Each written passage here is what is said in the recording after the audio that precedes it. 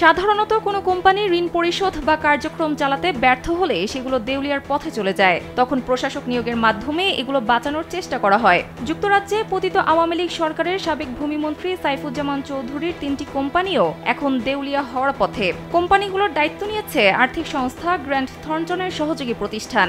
সংবাদ মাধ্যম বিজনেস শুক্রবার এক প্রতিবেদনে জানিয়েছে, এই 3 কোম্পানির সম্পদের পরিমাণ 142 মিলিয়ন পাউন্ড। গত 29 জুলাই এগুলোর দায়িত্ব নেয় প্রশাসন সংস্থা।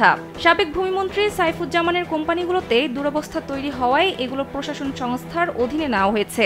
যুক্তরাজ্যের আবাসন ব্যবসায় বিনিয়োগ করতে সাইফুজ্জামান চৌধুরীর বিরুদ্ধে অর্থ পাচারের অভিযোগ রয়েছে। স্যান্ডেলিনা সো, রূপচর্চায় আভিজাত্য। দুর্নীতির দায়ে তাকে ইতোমধ্যে অভিযুক্ত করেছে দুর্নীতি দমন কমিশন। বিসনাও জানায়, সাইফুজ্জামানের মালিকানাধীন JTS properties limited, Rukhmila properties limited এবং নিউ ভেঞ্চার্স লিমিটেড গত 29 জুলাই প্রশাসক নিয়োগ করা হয়। সাইফুজ্জামানের যেসব কোম্পানি আগে প্রশাসকের অধীনে গেছে সেগুলোর সঙ্গে নতুন করে যুক্ত হলো এ 3টি।